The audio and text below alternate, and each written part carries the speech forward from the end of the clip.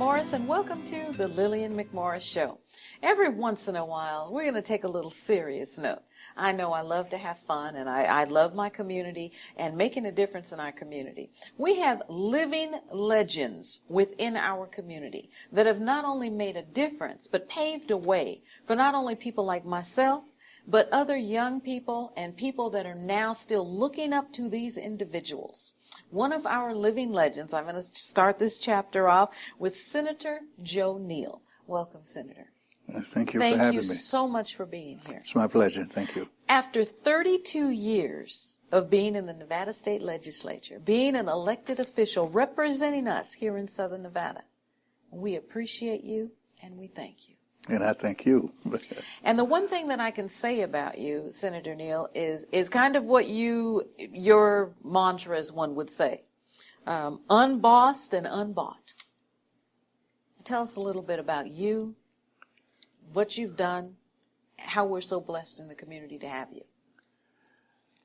Well, I started off in party politics in the state after I had gone to college. I went into the military right after high school, into the Air Force.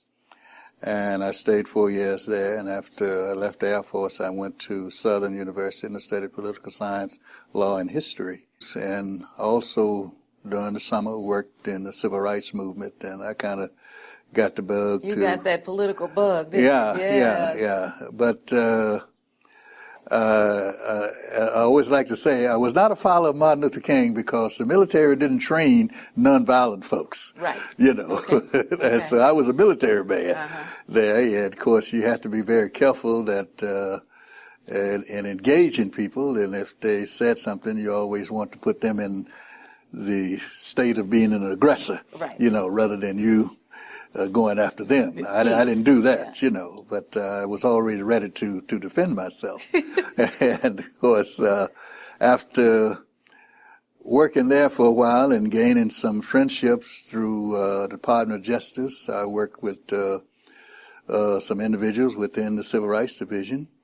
And after coming back to Nevada in late 1963 and 64, I decided to engage in politics, recognizing the fact that the emphasis here in this particular town was to integrate the hotels. Yes, that was the emphasis at that time. Yeah, and but that was just allowed you to go into the hotels, and I saw that as incomplete. Right. And what we needed was jobs. Yeah, exactly. Well, jobs. And so I went after the jobs there. And fortunate at that period of time, I had taken a job out at Titanium Metals Corporation in Henderson as an ingot inspector.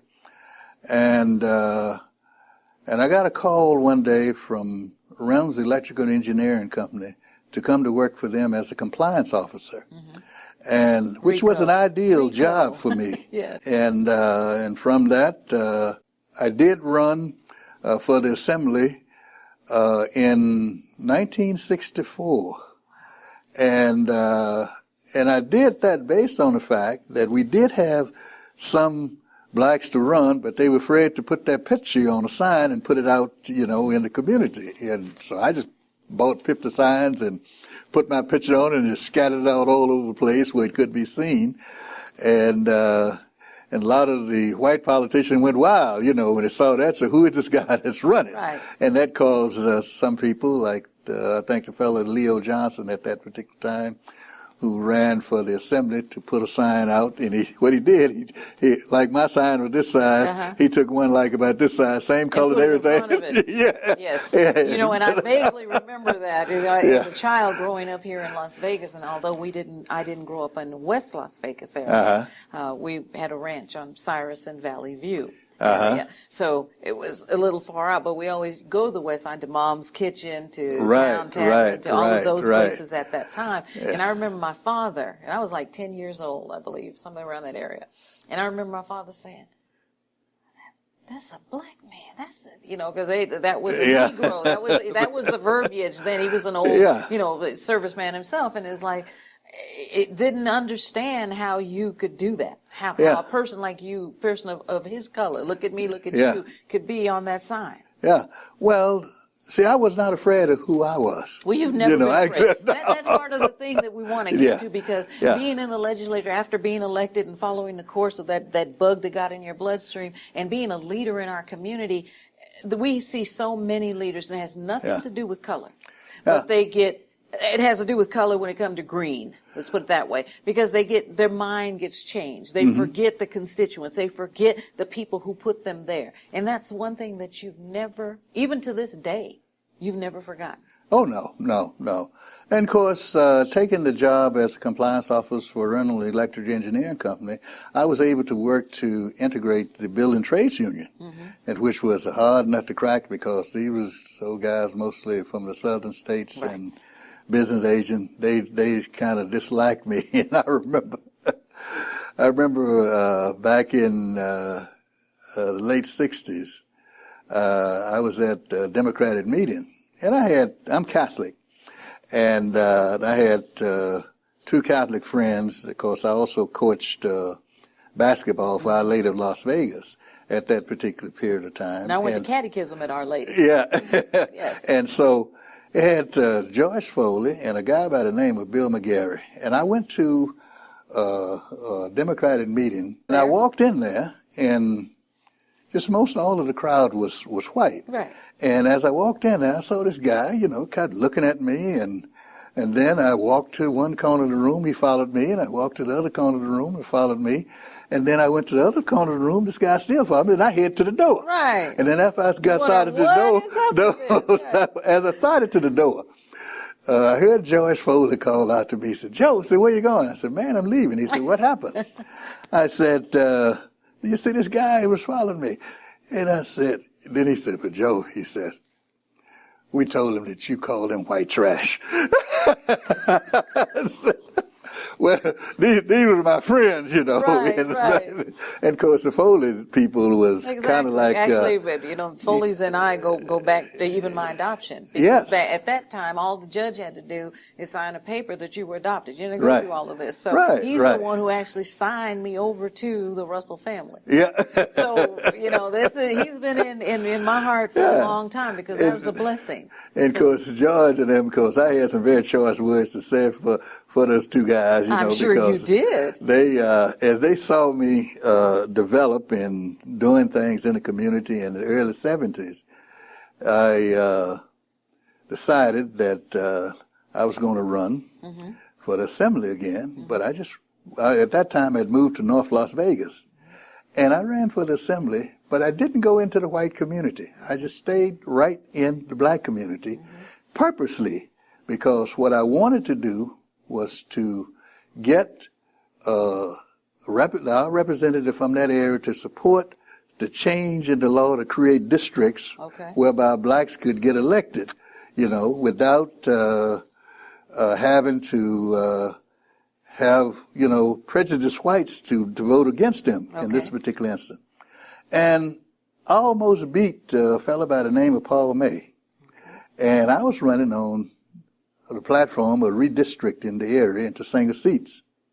And so after I almost beat Paul May came to me and he said, "You were talking about that redistricting. What do you mean about that?" And at that time, you planted the seed. Yes, I was at Reynolds, and I went to my board. I had a blackboard in my office. I went to the blackboard and I said, "This is what I want." I said, "I would like to have a single seat for the state senate, for the assembly, 2 assemblymen, a school board representative." At that time, we had a hospital trustee. I said, state board representative, a school board trustee, and a board of regent. Okay. And he said, "Okay, I will get that for you." And that election that came up, we had a guy that was associated with the test site family by the name of Frank Young. Frank Young was an assembly person.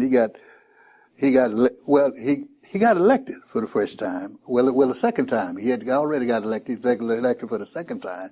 And the Republicans happened to take over the assembly. Frank put himself on the election committee because I had talked to him and I asked him, I said, look, I said, you guys are Republican. I said, you can increase your numbers. Mm-hmm. But they were able to take over the assembly without any districting. So Frank decided that he would push through.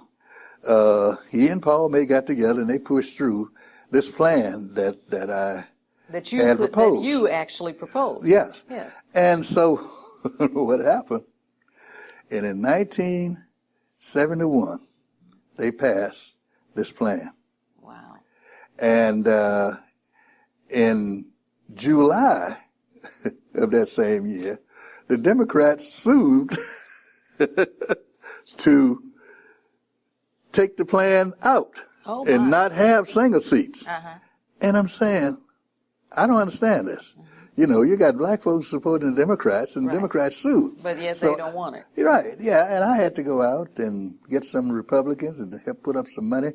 And we hired an attorney by the name of Doug Dina. And I said, what we want to do is propose single-seat districts for the whole state of the legislature. And that's what they went for.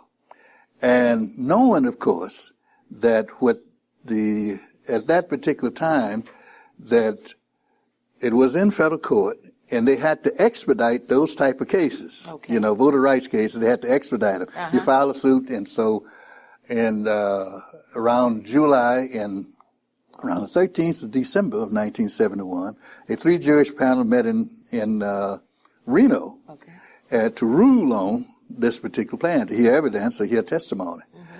And they heard the argument, and they just ruled from the bench and said that they would write the decision later, but they would go with the legislative reapportionment, which kept the black district intact. Right. And so which enabled to have representatives of color for those neighborhoods. Yes. And so I came back and I ran in 1972 for the state assembly and state senate and stayed there for the next 32 years. Wow. Yeah. We're talking to Senator Joe Neal, a living legend right here in Southern Nevada. And it is my pleasure to have this conversation with a living legend. Stay tuned for part 2. Your resource at HB, that is your resource at Hollywood Bound. We are growing by leaps and bounds, and we have office space, meeting space, production, technology, all of the things that you need for your office. If you need to rent an office for a day, a week, or a month, give me a call or email me. info@yourresourcehb.com. We will help you with a full-service office. The Lillian McMorris Show is brought to you in part by Louisiana Gumbo and More, located on West Charleston. The best gumbo, fried catfish, salads, and don't forget the po' boys. That's Louisiana Gumbo and More on West Charleston. The Lillian McMorris Show is produced by Tego and Associates Productions, full service productions, corporate videos, websites, commercials, multi-camera shoots, either in our studio or on location. That's Tego and Associates Productions. Give us a call at 702-509-7728. It's so enlightening talking to someone in our community who can give you not only history of Southern Nevada, but straight across the board. And now we're up to 1972, Senator. So going into 1972, where'd you go from there? Well, I decided to run, and as you probably know from reading the history, that Woodrow Wilson, Uncle Woody, had been elected to the Assembly in 1966, and we supported him. So he decided that he wanted to move up after we got the districts situated, and the court had ruled that we could have the single-seat district for the Senate. So as a result, I decided to file for the district. Okay. and he decided to run. And I can recall we had a lawyer in town by the name of Charles Keller. Charles Keller, who that's wanted right. who came to me and asked me to get out of the race so he could run. And I told him, no, I wasn't going to get out of the race, and that if he wanted to run, he could run. You know, so I stayed in the race. And all of the bets were on Woody to beat me for the Senate. So as it turned out, it was only two of us. We didn't have a primary. We went straight to the general. And in the general election, I won big time. And all of the bets was off at that particular You said point. big time. Yeah, big time. I mean, I won by a margin that people didn't expect. Large margin. Yeah, yes. yeah. And, but what was happening, the white community had assumed that I was a member of the Black Panthers. Oh, my. Yeah. Well, I didn't even know that I was until... going to say, where did that come from? Well, I didn't even know that until the late Larry Bolden came to me one day, and he says, Joe, he says, they got the word out in the police department there that you're a member of the Black Panthers. Wow. And I said, no. He said, well, I only told him, I said, only thing I knew he was a member of was Catholic Church. You know, both of us go to the same church. But after I was elected in 72, and I went up to serve in 73, I guess that spreading that word like that kind of helped me a bit because nobody wanted to challenge me. Nobody challenged you. Oh, yeah. my. If a guy slapped me on the back too hard, he ducked, you know, because he thought I was going to go swing You're on him. already adversarial because of your military background. Right. So, And, yes. Okay. But the first piece of legislation that I pushed through in 1973 was the restoring the rights of ex-felons. And it was kind of funny because since we had reapportioned one of the guys who had been in the legislature for a while, a guy by the name of James Slattery, he came to me and he says, Senator Neal, he said, that's a good bill you got there. He said, can I help you with it? He said, I said, yeah. So he went and lobbied the bill. And so we could not get the bill passed without putting a 10-year requirement on it, that you had to be free of any crime other than a traffic ticket for 10 years. 10 years, right. And so I said, okay, fine. I said, I can live with that because people had been out. That's your proving ground. Yeah. And so I let it go through.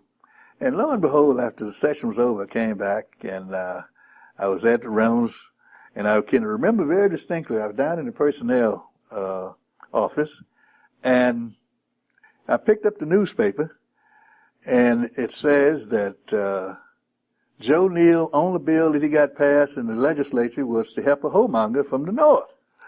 And I'm saying, who's that? They were talking about Joe Conforti. Oh, my God. Yeah. And I'm saying, then I realized that the only person that voted against the bill was Raggio.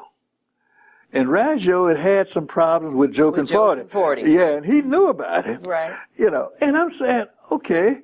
Then I had to write a letter because Paul Price, the late Paul Price, right, he started writing on that, you know, and he kind of played this thing up. Of course. And so I had to write. That's what newspapers I wrote do. a letter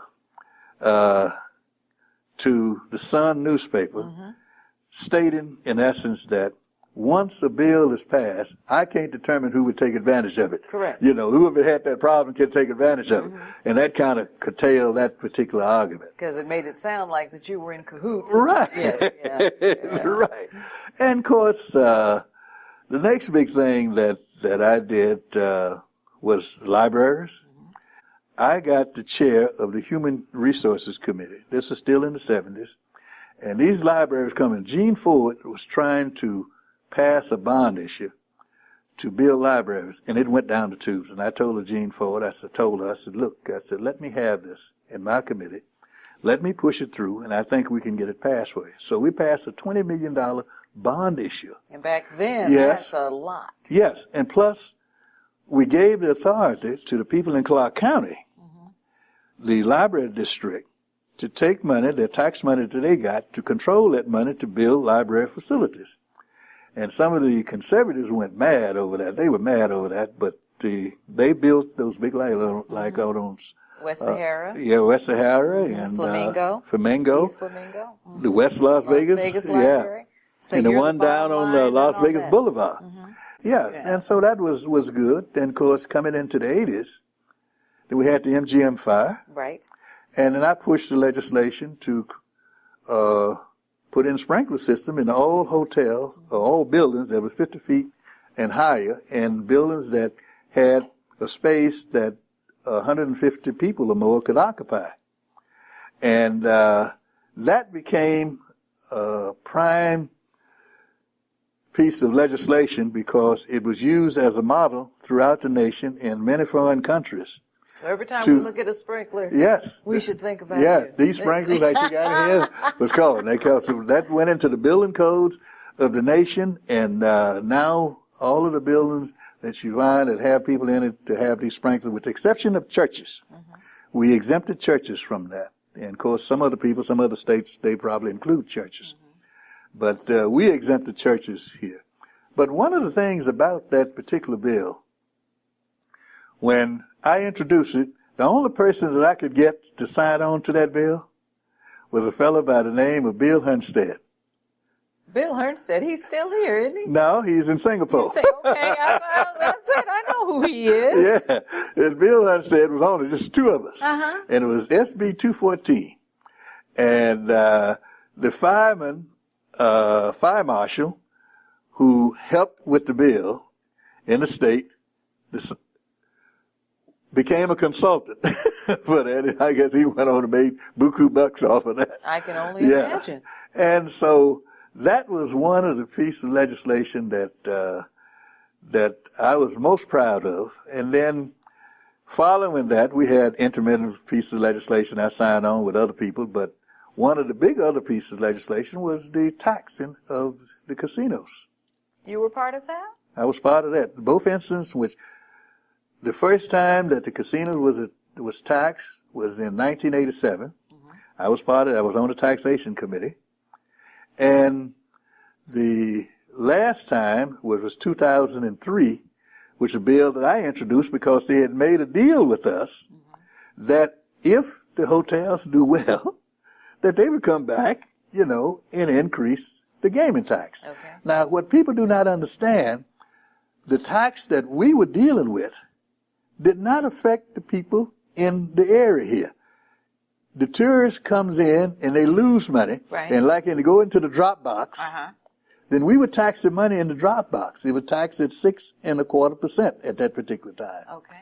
And then I wanted to increase that to 8%, but the hotels went wild on it. I can only imagine you're taking money out of their pockets. It was not until Kenny Gwynn, who got elected governor, and he wanted me to push for 0.25%. I said, no, I'm not going for no 0.25%. I said, we did that the last time, so you'd like to be half or above. Okay. And so he decided that he would support me on the 0.5%, and that's what we got. And of course, nobody touched that gaming bill, that taxes since then. But the people don't pay it. And see, the casinos have a write-off on that on the federal income taxes. Absolutely. And people don't understand it. He said, tax it. They probably said, no, we don't want to be taxed. But they don't pay it. It's money that the tourist loses. Right. It's that you tax off of it. What's in the drop box. And see, the hotels, the casinos, was getting the first count on that money. So what numbers were you really getting? There you go. Back then, what numbers were you really getting? And you have done so much in our community. So much. And so that was, I guess, kind of put me at odds with a lot of the people on it, because I just got into that and I would not let go of it.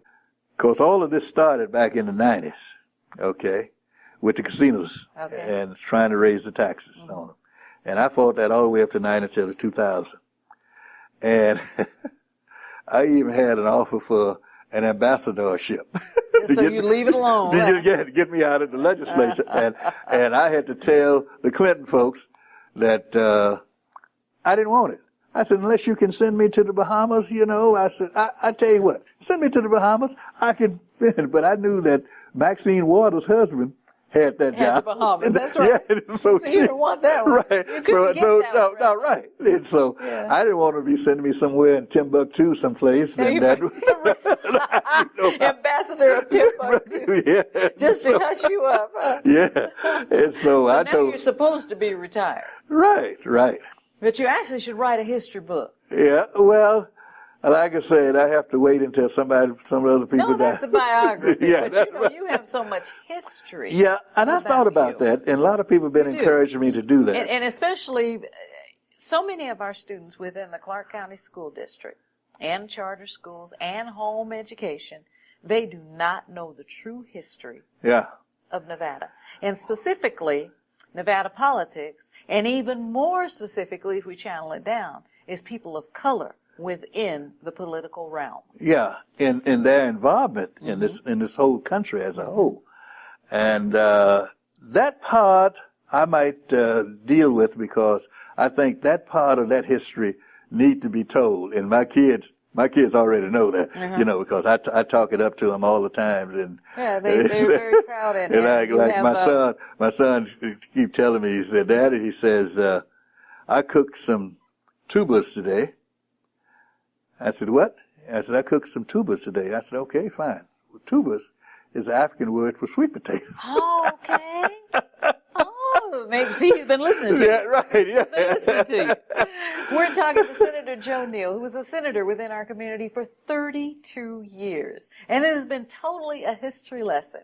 If you sit down with people who've been there and done that, you don't know how much you're going to learn. And if you don't stop and listen and let them talk, you don't know what you're going to miss. Senator Joe Neal has been a member of our community for many, many years.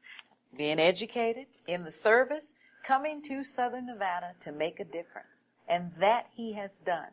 Everything from the need for minority representation within our community, libraries, the sprinkler systems that you see in our buildings, and restoring the rights of felons have all been a part of the history of Senator Joe. And I'm going to tell you, I don't know whether I'd want to be in your class because you've got it. Yeah. And I'm so proud. I'm just so proud to sit here and talk to you and learn so much. Yeah. And I thank you for spending this time with us. I was glad to do that. Thank you. Senator Joe Neal, Google him.